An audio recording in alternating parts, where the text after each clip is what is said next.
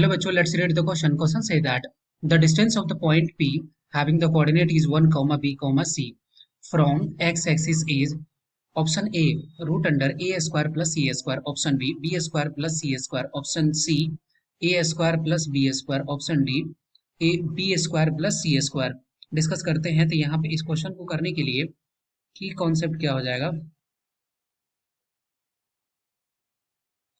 Question का की concept हो जाएगा कि अगर डिस्टेंस फॉर्मूला डी का वैल्यू क्या होता है, जैसे अगर मान लेते हैं कि कोई एक दो पॉइंट है, ठीक है, यहाँ पे पॉइंट है ए और यहाँ पे पॉइंट है बी, और इसका कोऑर्डिनेट अगर मान ले रहे हैं कि A comma B comma C है, इसका coordinate x comma y comma z है।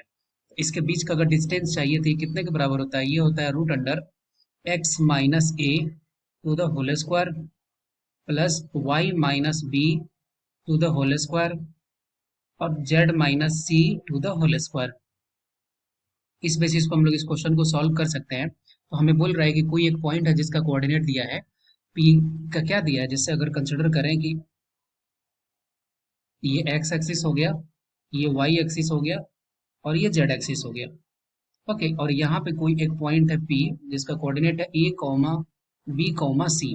अब हमें बताना है कि इसका डिस्टेंस जो है वो कितना है x एक्सिस से। x एक्सिस दैट मीन्स ये डेफिनेटली ये कितना होगा, ये होगा a। तो अगर x एक्सिस पर अगर ये पॉइंट है तो इस पॉइंट का कोऑर्डिनेट क्या हो जाएगा, ये पॉइंट का कोऑर्डिनेट हो जाएगा a कॉमा जीरो, और हमें ये डिस्टेंस बताना है। तो ये distance d is equal to क्या हो जाएगा, d इज इक्वल टू हो जाएगा a माइनस ए, ये तो जीरो हो गया, तो ये क्या हो गया, अब हो गया b minus zero, that means b square plus c square.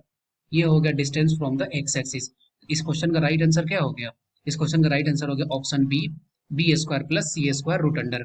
I hope you will be understood it well. Best of luck, thank you.